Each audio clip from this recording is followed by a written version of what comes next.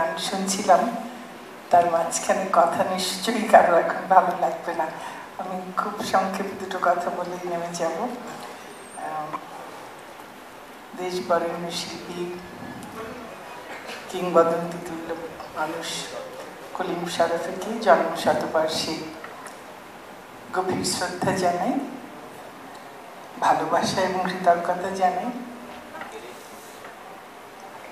আমরা তার জীবন সম্পর্কে শুনেছি। এখানে যারা বসে আছেন, অন্তত আমি যাদেরকে দেখতে পাচ্ছি, তারা সবাই কলিম শরফেকে আমার চাইতে অনেক বেশি ভালো চিনতেন, জানতেন এবং অনেক বেশি কাছ থেকে জানতেন। আমার দূর থেকে চেনা, তার গলার স্বর দিয়ে বিশেষ করে চেনা, এবং শুধু সেটা নিয়েই একটু বলি যে ভালো লাগাটা, রবীন্দ্রনাথের গান শুনতে তো ভালো লাগে, কিন্তু সেই গানটা ওনার গলায় যেন অন্যরকম কেমন। শুধু রবীন্দ্রনাথের সুর নয়, অন্যদেরটা শুনবার সময় অনেক বেশি মনে হয় সুরের কথাটাই, সুর শব্দ সব মিলিয়ে একটা কিছু মনে হয়। কিন্তু কলিম শরফের গান শুনবার সময় আমার কাছে অন্তত সবসময় মনে হয়েছে রবীন্দ্রনাথের কথাগুলো সব জীবন্ত হয়ে ওঠে, এবং ঠিক যা যা বলছেন ওনার বলাটা, হয়তো উনি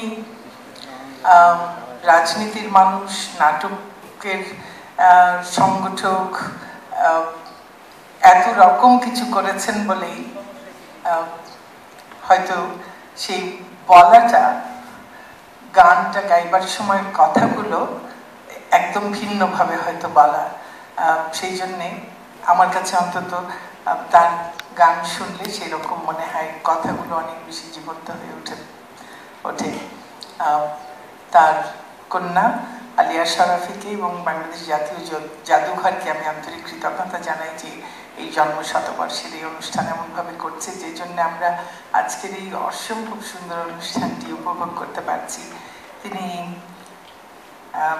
রাজনীতি করেছেন, নাট্য আন্দোলন করেছেন, রবীন্দ্রনাথের গান করেছেন, গানের সংগঠন করেছেন, গানের শিল্পী তৈরি করেছেন, টেলিভিশনের কাজ করেছেন, নাটকের কাজ করেছেন, চলচ্চিত্রে কাজ করেছেন, গণ আদালতের বিচারক হয়েছেন।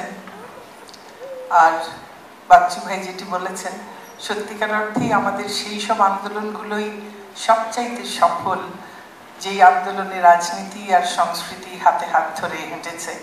আমাদের ইতিহাস তাই বলে, এবং সেই ইতিহাসের কলিম শরফ একটি বড় অংশ।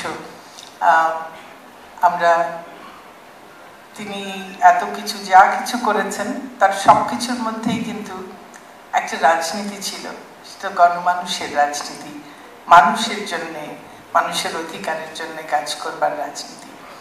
তার প্রতি গভীর শ্রদ্ধা জানাই, এবং তিনি বেঁচে থাকুন তার এই সমস্ত কাজের মধ্য দিয়ে, এবং অবশ্যই তার সেই অসম্ভব সুন্দর কণ্ঠস্বর, যার স্মৃতি যারা শুনেছেন তাদের যেমন থাকবে, যারা আগামী দিনে ওই রেকর্ডিং দিয়ে যারা শুনবেন তাদের সবাইকেও একইভাবে মুগ্ধ করবে।